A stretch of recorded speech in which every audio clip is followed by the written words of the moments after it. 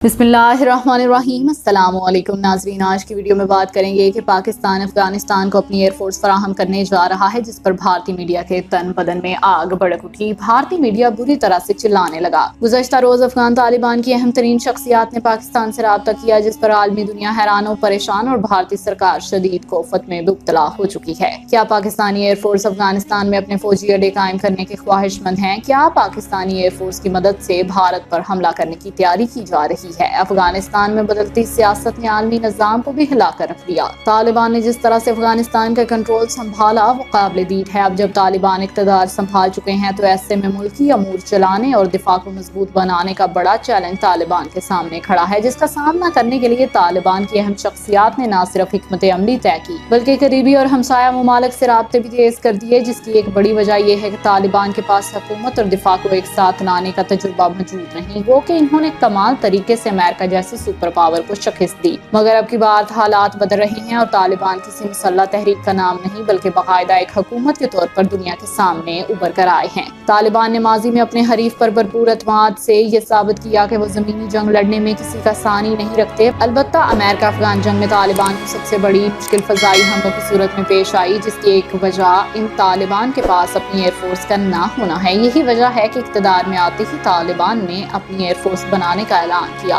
न सिर्फ ऐलान बल्कि इस पर अमली इक़दामात भी किए जा रहे हैं, जिस पर भारत में कोहराम बर्पा हो गया। नाजरीन, अफगान तालिबान इस वक्त खित्ते की एक नई ताकत के तौर पर उभर रहे हैं और चूंकि तालिबान इस्लामी हुकूमत चाहते हैं और एक मुसलमान होने के नाते पाकिस्तान से इनका करीबी ताल्लुक है, यही वजह है कि हुकूमत की तश्कील में पाकिस्तान अफगान तालिबान की भरपूर मदद कर रहा है। लेकिन इस अमल को खुफिया रखा गया है ताकि आलमी बरादरी मसाइल खड़े ना करे। पाकिस्तान की खुफिया एजेंसी भी इस वक्त तालिबान को मुसलसल मतवक्को हालात से आगाह कर रही है, जबकि तालिबान की अहम शख्सियात पाक फौज और हुकूमत से मुसलसल राब्ते में हैं। इस हवाले से अंदर की एक खबर ये भी है कि पाकिस्तान अपनी फौज के काबुल पायलट अफगान तालिबान को फराहम करेगा। ये पाकिस्तानी पायलट्स अफगान एयरपोर्ट को बनाने और इन्हें ट्रेनिंग देने का काम सर अंजाम देंगे, जो कि फतह के दौरान अफगान तालिबान ने बड़ी तादाद में अमेरिकन जंगी हथियार कब्जे में लिए, जिनमें जंगी जहाजों और हेलीकॉप्टर्स की बड़ी तादाद है। लेकिन इस वक्त तालिबान के पास महारत मौजूद नहीं जो इन जंगी जहाजों और हेलीकॉप्टर्स का दुरुस्त इस्तेमाल कर सकें। यही वजह है कि मुल्ला बरादर ने फैसला किया कि वो पाकिस्तान से दरख्वास्त करके पाकिस्तानी एयरफोर्स के पायलट्स को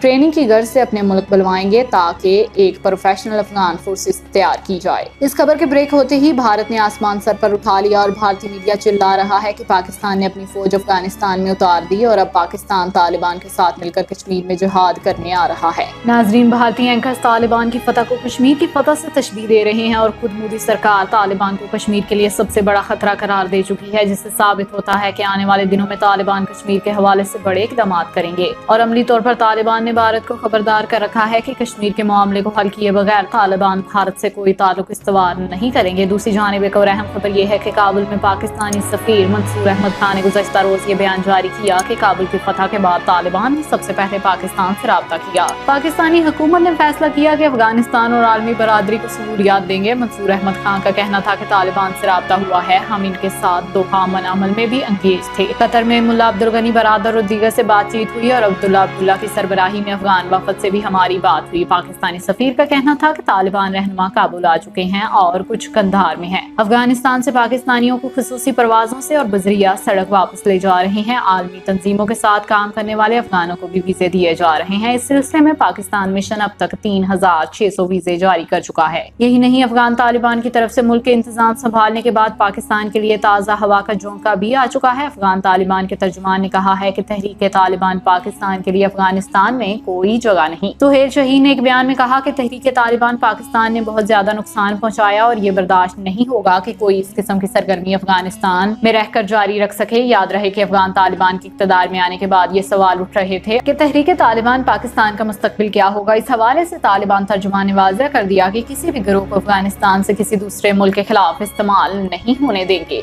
इस बयान पर भी इंडियन शरपसंद गिरोह RSS की चीखें बुलंद हो गईं और RSS के सरगर्म अनासर ये कोशिशें कर रहे हैं कि तहरीक तालिबान पाकिस्तान के वो नेटवर्क जो अफगानिस्तान में कायम है इन्हें बहाल रखा जाए ताकि इनकी मदद से पाकिस्तान को नुकसान पहुंचाया जा सके। ताहम तालिबान ने भारत को खबरदार किया है कि वो अफगानिस्तान में मौजूद अपने तमाम नेटवर्क फौरी तौर पर बंद कर दें, वरना बड़े नुकसान से दोचार हो जाएंगे। दूसरी जानिब तालिबान ने अफगानिस्तान में फतह के 4 दिन पर इस्लामी हुकूमत तश्कील देने का ऐलान कर दिया। तालिबान की जानिब से अफगानिस्तान में इस्लामी हुकूमत यानी अमारात इस्लामी اسلامی قائم کرنے کا اعلان کیا گیا۔ افغان طالبان کے ترجمان ذبیح اللہ مجاہد نے سماجی رابطے کی ویب سائٹ ٹویٹر پر ایک ٹویٹ بھی کیا، جس میں ایک تصویر شیئر کی گئی جس پر افغانستان اسلامی امارات لکھا گیا ہوا ہے۔ تصویر میں امارات اسلامی کا جھنڈا اور سرکاری نشان بھی موجود ہے۔ ترجمان طالبان ذبیح اللہ مجاہد نے کہا کہ اسلامی امارات تمام ممالک کے ساتھ اچھے اور تجارتی تعلقات کے خواہاں ہیں اور ہم نے کسی ملک کے ساتھ تجارت نہ کرنے کی بات نہیں کی۔ کسی ملک کے ساتھ تجارت نہ کرنے کی خبریں بے بنیاد ہیں۔ جبکہ طالبان گروپ کے اہم ترین کمانڈر وحید اللہ ہاشمی نے کہا کہ ملک میں جمہوری طرز حکمرانی نہیں بلکہ شرعی نظام حکومت نافذ کیا جائے گا اور ممکنہ طور پر اس مرتبہ کونسل کی طرح حکومت کو چلایا جائے گا، جبکہ ان کا نائب مقرر ہونے والا شخص ممکنہ طور پر صدر کا عہدہ سنبھالے گا۔ اس طرح بھی حکومت کے اعلیٰ احکامات سپریم لیڈر ہی دیں گے اور حکومت کو کونسل کے ذریعے چلایا جائے گا۔ خیال رہے کہ طالبان کے سپریم لیڈر کے 3 نائب ہوں گے، جن میں ملا عمر کے بیٹے ملا یعقوب حقانی نیٹ ورک کے سربراہ سراج الدین حقانی اور دوحہ میں طالبان کے سیاسی دفتر کے ترجمان عبدالغنی برادر شامل ہیں۔ یہ تینوں شخصیات امریکہ سمیت بھارت کے سخت مخالف ہیں۔ تاہم دیکھنا یہ ہے کہ مستقبل میں نئی افغان حکومت کی جانب سے کیا فیصلے کیے جائیں گے اور کیا پاکستان کو قریبی دوست کے طور پر رکھا جائے گا یا نہیں۔ اس کا فیصلہ تو آنے والا وقت ہی کرے گا۔ تو ناظرین، اس حوالے سے اب آپ کیا کہتے ہیں؟ کمنٹ سیکشن میں اپنی رائے کا اظہار ضرور کیجیے گا۔ اب تک کے لیے اتنا ہی ناظرین، جزاک اللہ۔